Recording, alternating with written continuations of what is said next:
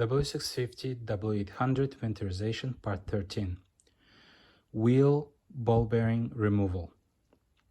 So to remove the ball bearings from the front wheel in this case, but back wheel has the same procedure, you basically need the following tools. You need a hammer. You need a special tool like this that is going to fit and go in here and squeeze these special C O-ring. It's not an O-ring, but it's like a spring, essentially, it's C spring that keeps the ball bearing from coming out. Okay, so you need this kind of tool. You can buy it on Amazon, or you can buy it in China.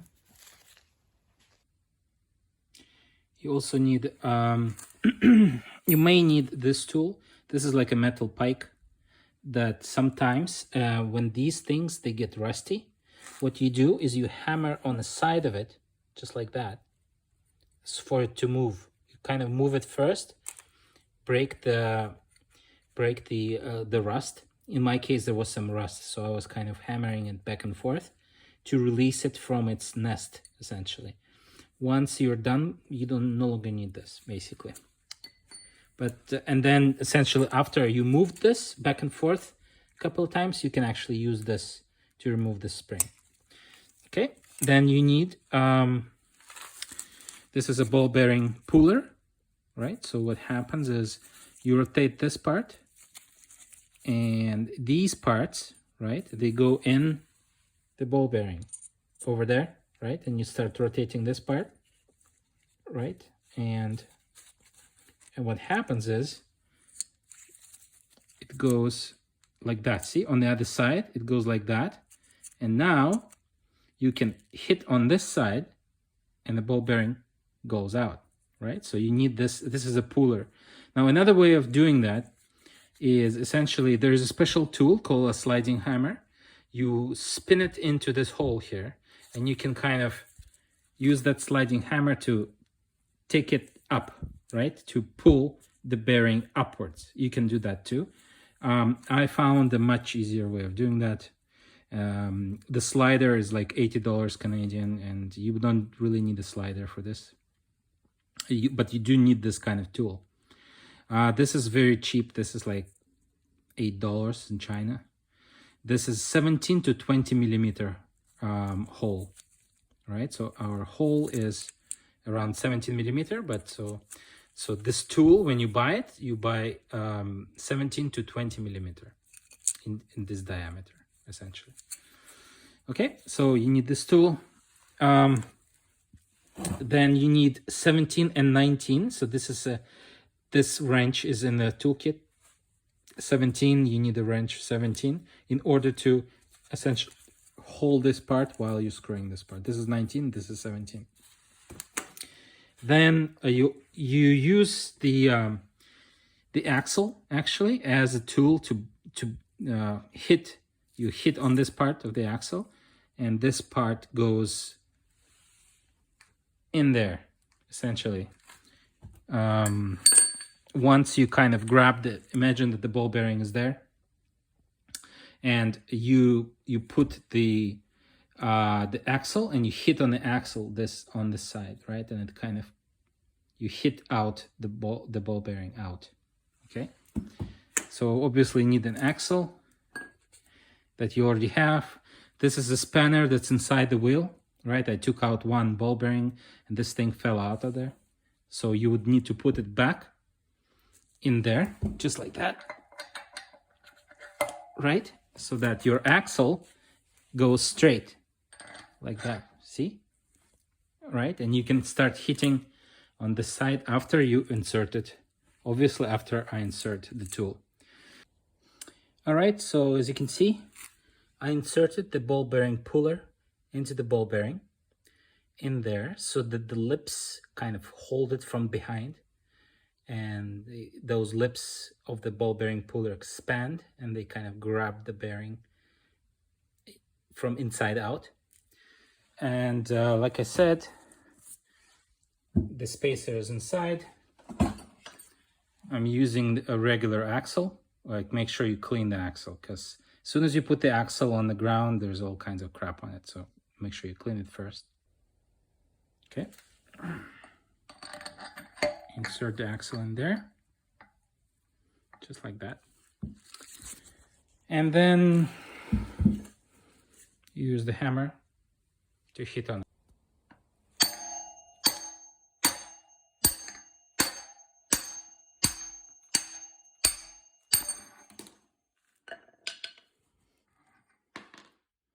As simple as that.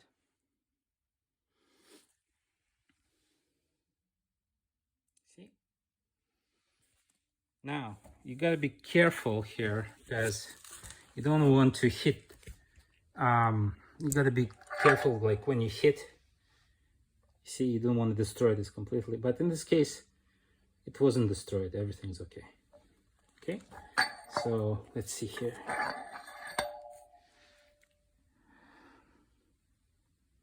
This side is completely intact, no problem, because I think it was designed this way from the factory, to be used as a bearing removal tool. So threads are fine, no problem. And the way you save the threads is if you hit straight, right? That's why you need a spacer inside, right? Remember that spacer? That spacer makes the axle essentially straight, go straight. And if it's straight, then it hits with this area here, right? With the flat part here, this one. And that's it. Let's look at the bearing. So this is the spacer here, full of dust. Okay, let's look at here. See? That's how it holds it. See, those lips are from the inside out. It's pulling outward. This bearing is actually alive. There's no problem. There was no problem with this bearing. But you know, when you remove one bearing, there is a rule that you have to replace both. So that's why I had to remove this bearing as well. Okay, so a little bit about the anatomy of the bearing space where the bearing lives. See, that's the rusty part here. That's where that spring goes. You know, the C-spring, right? See how rusty it is? So you need to clean it all out. I'm gonna be spending quite some time with steel wool. You know, I'll put some steel wool in there and carefully scrub it all out until it's completely clean. So this part is aluminum, hardened aluminum. So I think it should come out very easily. On this side, pretty straightforward. There's nothing special here. It's just a bearing space. So when you put the new bearings, you essentially need to put them in the freezer for like a few hours for them to be very cold.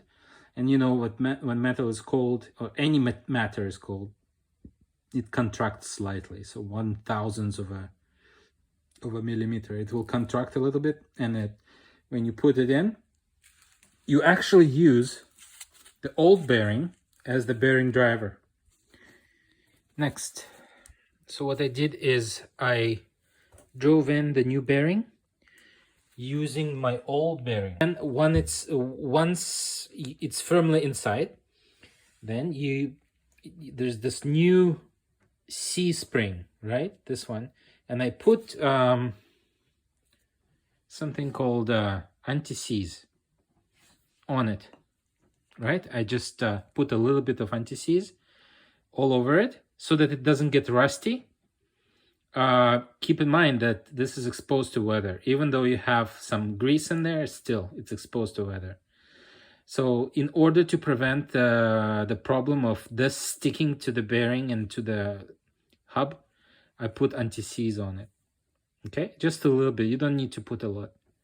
And then you use the tool like I showed you before, this one here, that tool, to put it on top. There is a special groove in there for this spring.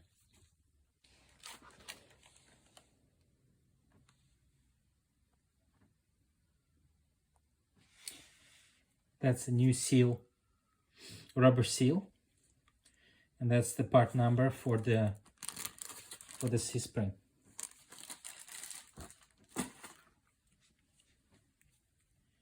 Then you take grease,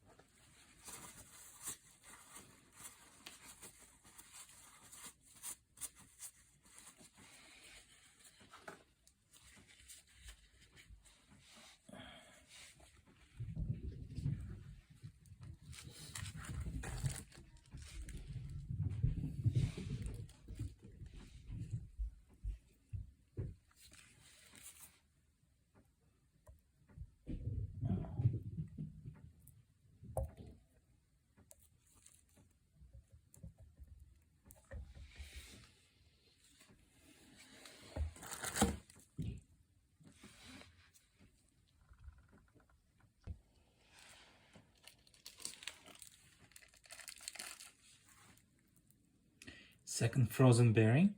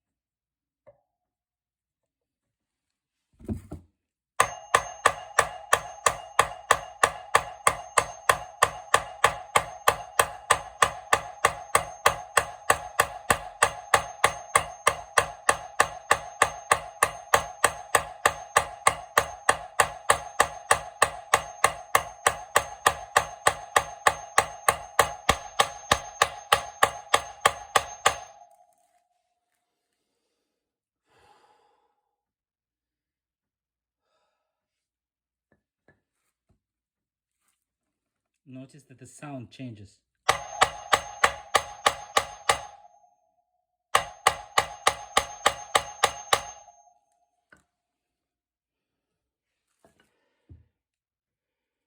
think that's it. Now note that there's two bearings in there now. So I use the same trick. Notice that there is a ridge there, see? So I insert this guy in and find the ridge. Yeah, like that, see? I found that ridge, and then I begin to expand until I grab a hold of it.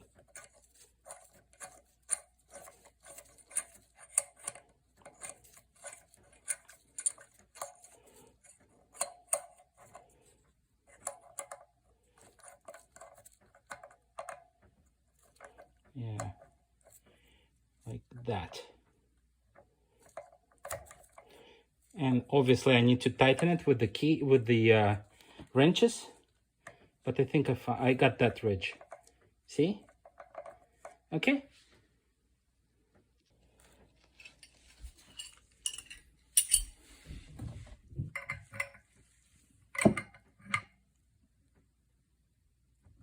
Don't need to do it too tightly. Just tight enough, just like that. And like we did it before, turn that around. And at this moment I realized that I put the bearing in, but I forgot the spacer. So I had to destroy the Japanese bearing, take it out again, using the same technique. I hammered it out and put the spacer in. You see that spacer, that long spacer there? So I put that in, and then luckily I had some cheap Chinese bearings here that are unsealed, so I had to put a little bit of grease in them manually. This sucks. So lesson number one: before you put in the second bearing, please don't forget the spacer.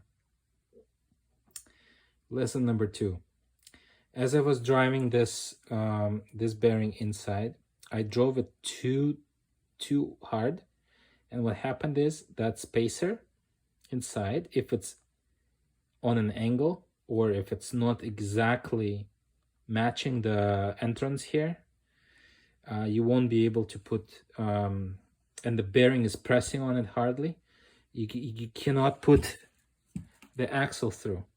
That's a big problem. So when you are installing the bearing, make sure that when you see the bearing is almost at the end, don't hammer it all the way, because you will, like I said, you will block that spacer. I actually had to, you know, like put that tool again and lightly pull out the bearing. Now this is really bad for the bearing. Every time you do this, you are actually like creating a problem inside the bearing. So I'll just keep an eye on this bearing. Okay, this is probably not as high quality as the Japanese bearing there, the second bearing, the first bearing that I put, but what can you do? I don't have another bearing. It was a new Chinese bearing, so it's fine, it will work. And now the spacer is free and everything rotates properly. Yeah, so there's no movements here. Yeah, what can you do? Anyway, like previously I showed you, put the grease on the seal, on this seal, and then install the seal. Like in terms of installing the seal, you just need to press. You don't need to hammer or anything. You just take that mallet and just press it in. It goes pretty easily. In any case, hope you learned something like I did. And I don't know, I saved probably $200, probably. Something like that, just by doing it myself. Bearings weren't that expensive. I think they were like $9 each or something like that. Not very expensive. So by the way, here's the serial number for the seal. And yeah, have yourself a great day, and I will release another video very shortly. Take care.